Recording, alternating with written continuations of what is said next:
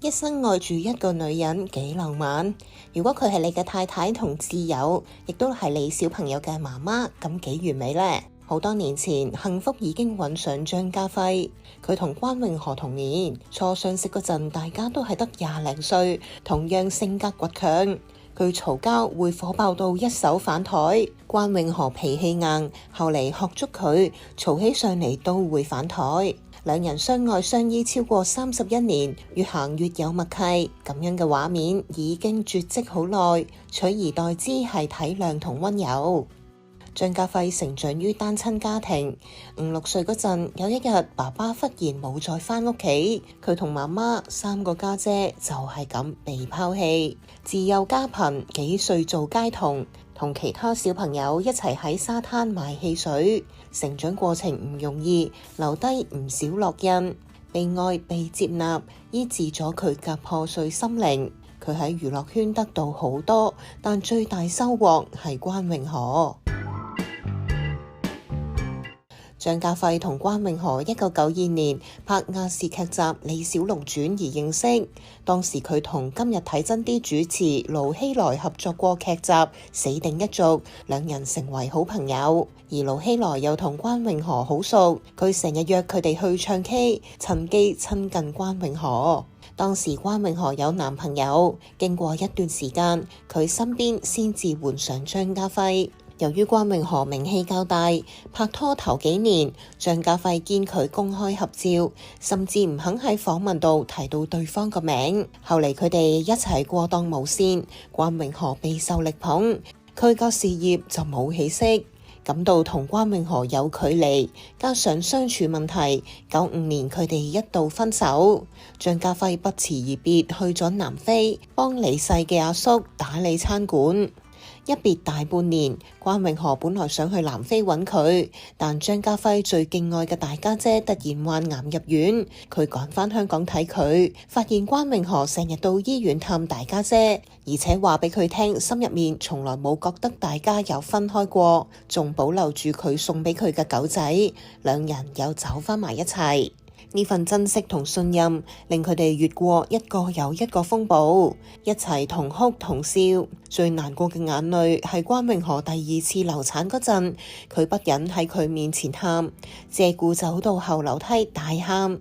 最快樂嘅眼淚係囡囡張彤出世嗰陣，佢流下熱淚2行。早前張家輝多次發咗同一個噩夢，夢見關詠荷向佢提出分手，佢喊住叫佢唔好走。有一次佢更加喊到醒咗，擘大眼仲喊緊，佢好驚失去關詠荷。我唔得嘅，會死人嘅。佢講起上嚟冇半點猶豫，係咪缺乏安全感？都係應該係。咁同埋即係兩公婆，即係會係即係點講？大家都即係都要，即係大家都知道，即係除咗個安全感，安全感點得翻嚟咧？就係大家都我同佢最講義氣啊嘛，即係佢同我都係最講義氣嘅一個人啦。我亦都係同佢係最講義氣嘅一個人，咁變咗，咁個安全感咪可能係大啲啦。咁亦都即係雙方睇到雙方都對大家係夠義氣嘅咁樣。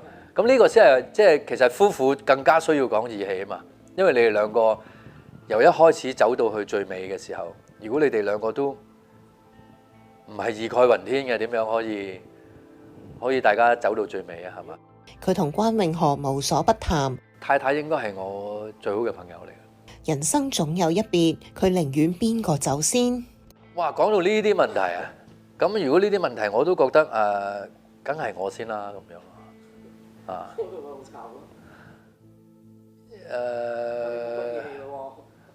係冇乜嘢，呢單嘢冇乜義氣都要咁樣講啦。以前關詠荷喺大陸拍劇，張家輝試過突擊探班，俾佢驚喜。佢喜悅嘅笑容，依家仲留喺佢嘅腦入面。依家老夫老妻，細水長流，佢哋享受平淡嘅快樂。冇啊！我哋兩個而家好悶嘅，不過即係嚇我哋即係。都有陣時，即係八下邊度又可以去食下飯啊！即係而家咁平時佢有佢自己嘅活動啊，我有我自己活動啊。咁我覺得一啲好正常嘅家庭生活都係大家都好 enjoy 啦，即係譬如翻屋企日日都大家喺屋企食飯啊，晏晝又會一齊食啊，可能中間大家各有各忙啊，咁又大家即係又會即係唔會話我係出咗去蒲啊，或者佢出咗去打麻雀啊呢咁樣，都冇呢啲嘢，我哋都咁啊瞓覺啦，咁第二朝又係咁樣，即係又係大家去做一啲自己想做嘅嘢咁樣咯。張家輝細個好窮，喺石硤尾嘅木屋區成長，後嚟上樓，先後住過白田村同石硤尾村。60、70年代，石硤尾嘅街童成為外國遊客嘅景點。張家輝拖住遊客手影相，佢哋就俾佢5毫子。每年平安夜，張家輝會將一隻襪掛喺床前，第二日朝早醒咗，佢就會收到一份禮物，一直深信係聖誕老人送俾佢㗎。每年聖誕佢都好期待，雖然冇爸爸，但有聖誕老人俾佢一啲補足。直至12歲，大家姐話俾佢聽，世界上冇聖誕老人㗎，每年聖誕禮物都係佢儲錢買俾佢。佢既失落又感動，嗰一刻忽然長大了。讀中二嗰陣，佢就做童工，喺五金工場做學徒，只係記得俾大過佢嘅同事恰。中三畢業，佢就跟隨警察爸爸嘅步伐，投考皇家香港警察少年訓練學校。因為媽媽同家姐嘅愛錫，張家輝童年都有唔少溫暖片段，但一家人捱得苦，成長談不上快樂。佢感激大家姐成日逼佢練字，等佢一手字見得人。可惜大家姐患癌早逝，見唔到佢活得風光啦。依家嘅佢只係想俾女女富裕嘅生活，呢個係佢嘅個人投射。佢嘅女係有爸爸㗎，有爸爸為佢遮風擋雨。女女今年18歲，性格似佢多啲定係似關詠荷？我唔知喎，呢啲我覺得可能我覺得應該點都會大家都有啲嘅父母，因為你兩個人嘅 DNA 嚟㗎嘛，人之初 DNA 啊嘛。咁但係你自己點樣邊啲多啲少啲咁？我又冇乜考究。女女係前世情人，會唔會黐佢多啲？咁我又唔係好講。講到阿女，佢會眉開眼笑，咁即係黐媽咪。佢而家長大啦，都獨立啦，自己都。張家輝係多料影帝，但阿女唔睇佢嘅戲。我同埋我太太嘅佢都冇睇過，係喎。我哋又唔逼佢睇嘅，即係從小就好 casual，唔需要覺得好特別咯。我唔知啊，可能佢私底下有睇過定係我唔會同佢談論呢啲，你一定要睇我啲嘢啊！你要知道我好厲害啊，或者點樣？我覺得冇呢個需要。女女唔想講嘅嘢，張家輝唔會苦苦追問，佢選擇諒解。代溝梗係會有嘅，因為你爸爸媽媽，我哋自己都即係無論點都好，你成長裏邊梗係會有，都喺佢 teenage 呢個年紀，梗係有佢嘅自己嘅想法，同我哋呢啲同父母梗係會有啲想法唔一樣。呢啲我諗每個人成長都係會有呢啲經過。以前佢會為阿女搬到有更佳校網嘅區域，自己亦都每星期抽3個鐘學英文，喺屋企同阿女講英文，希望佢喺優越嘅環境度成長，一切做足啦，做夠啦，依家佢學習放手。每一個人即係喺個生咗嚟一個社會度，都有你自己嘅選擇，咁你自己去揀你自己嘅嘢，我都冇乜特別干預。張家輝轉字頭登陸啦，佢唔怕老，昂然面對呢個巨人。冇得驚嘅喎，老邊有得驚啊？老咪老咯，你應該慶幸你可以老啊嘛。你單 young 你先至唔老嘅啫嘛，係嘛？我點解會驚老咧？咁老係一個好正常同好幸福嘅事嚟噶嘛。但係你仲 keep 得好好。keep 唔 keep 啊？都係即係都係一個正常嘅健康生活啦，可能係叫做即係譬如話我頭先所講過啦，即係自己會做運動啦，會俾自己休息多啲啦，或者係冇蒲啦，冇煙冇酒啦。咁我食嘢又唔會話好亂晒龍啊咁樣。咁基本上都係咁咯，都係咁嘅生活咯。即係大家覺得簡單同必須要嘅運動咁樣。佢話自己性格孤僻，屋企係佢嘅中心。譬如我冇嘢做嘅一日裏邊嘅分配都係，我都會喺屋企食飯啊，咁肯定有啦。咁可能途中自己都係一唔係做運動啊，行下山啊，跑下步啊，做 gym 啊咁樣，然後都係翻屋企食飯，夜晚都係一家人喺屋企咁樣。所以都算多時間陪你。我覺得如果冇嘢做嘅時候，其實我都係同一般正常嘅家庭一樣嘅啫。但係如果你話我要去邊度走幾個月拍戲咁又冇得講啦。呢個係一個工作嚟嘛。如果喺日常正常嘅運作裏邊咧，我都係同大家嘅家庭生活一樣。其實我早幾日問過我太太，我話你覺得我如果喺呢個時候瓜咗，你覺得你會點樣諗你老公有咩遺憾咧？我話你不如你講俾我聽咁樣。咁佢話身高咁喎嚇，咁我話身高呢啲嘢就唔係遺憾，呢啲係缺陷嚟嘅咁樣。但係我話喂，其實一大班即係你計好多即係我哋現役嘅演員咧，其實好多都係同我差唔多嘅啫。如果我哋同一班咧，如果我哋以我哋嘅高度咧，大家都係應該係同一班嚟嘅咁樣咯，同一梯隊嗰班人咁。咁我話咁我唔覺得係啦。咁跟住佢就話係會唔會係警探咧咁樣？咦，我又好似有啲係喎。我自己以前係想做 CID 噶嘛，咁當然做唔成啦，到最後。事關張家輝做咗4年軍裝，唔服氣上司唔俾佢轉做 CID， 劈炮唔撈。咁但係我對查案呢一個尋根問究嘅一個態度咧，係極感興趣嘅喎。咁所以作為一個警探係最啱嘅其實。咁但係當然我做唔到啦。但係其實都幾好，我都唔係我遺憾，因為我喺電影世界裏邊我可以做咗好多。咁我覺得都幾滿足啊！即係你可能做臥底，你會好沉重嘅代價，但係你喺戲裏邊你可能都好沉重，都係假嘅啫嘛，係嘛？嗰啲代價。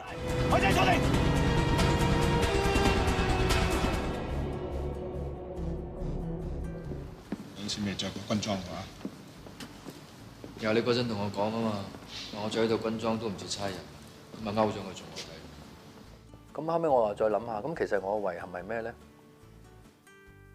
我覺得我遺憾可能係做唔到的士司機。咁但係的士司機我都做咗喎，我喺蜀夢裏邊我都係做咗個的士司機。咁我點解會中意做的士司機？係我從小我唔知點解覺得自己可以揸住架車啊，去到好多唔同嘅地方啊，見到好多唔同嘅人啊。咁我又唔使同佢傾偈噶嘛，我見到啫嘛，我唔使。的士司機好中意同你傾偈喎。係咁啊，係啦，咁就唔好啦咁樣。咁我覺得咁樣係好似一份好自由嘅工作啊，好令我覺得好 enjoy 嘅工作咁樣。張家輝視演員為終身職業。我諗我自己喺演員嘅崗位上面嘅追求都依然係好高嘅，其實即係都希望仲可以追逐緊一啲自己想演啊，或者吸引啊，或者一啲團隊啊，一啲大家有誠意去做一啲新思想，即係有啲創意嘅想法嘅戲咁樣。佢亦都中意執導。做導演又有導演嗰種滿足感，但係嗰個辛苦嘅程度同埋嗰個責任感嗰個週期太長啦。基本上一個劇本咧，永遠同佢同生共死嗰個都係得導演嘅啫，即係嗰個戲係永遠都最愛佢嘅人，都應該只係得導演呢一個人嘅啫。咁所以導演係孤獨嘅其實。咁唔係話其他啲人唔支持你、唔幫你、唔愛個戲，但係因為你自身去創造一個戲嘅出嚟嘅時候，你你係唔會對佢對你自己嘅戲嘅製作啊，或者個整體喺個過程裏邊咧，會有放棄啊，或者偷下懶啊，或者唔好咁上心啊，或者唔想去負起嗰個做導演從頭到尾嗰個責任咧。我唔知會唔會有人咁，但係我就做唔到啦。即係好似同佢死過咁樣嘅，真係。即係總言之，我點樣都係守護住個戲嘅，傷害咩都好，傷害我都好，都唔好傷害個戲咁樣。個責任好重咯，好大咯。咁同埋你作為一個演員，你去演完一部戲，好睇同唔好睇，咁你都係一個演員嚟啫嘛。咁你演好自己，個戲唔好睇，但係你都演得幾好咁樣。譬如咁講先啦嚇。咁但係如果你作為一個導演嘅職責上邊咧，咁就套戲唔好睇，個演員點樣好睇你都係失敗啦咁樣係嘛？即係你嗰個崗位唔同，你嘅責任又唔同咗啦。咁變咗就係即係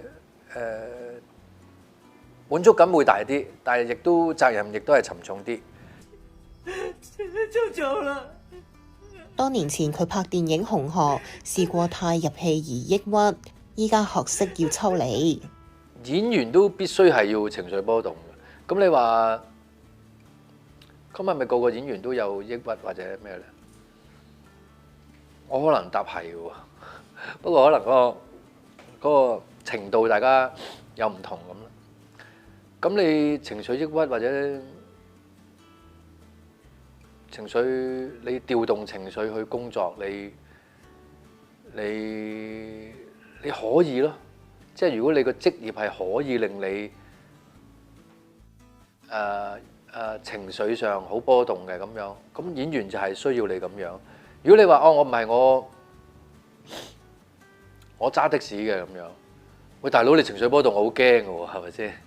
如果演員情緒唔懂得運用波動咧，咁都可能係一個障礙添。其實不過當然你如果係嚴重嘅就梗係唔好啦。即係其實我諗喺現今嘅都市裏邊，唔好講淨係香港啦，即係絕大部分嘅地區都其實人嘅生活總係緊張，總係壓力，或多或少情緒上受到影響，都其實已經係變得好正常嘅事嚟。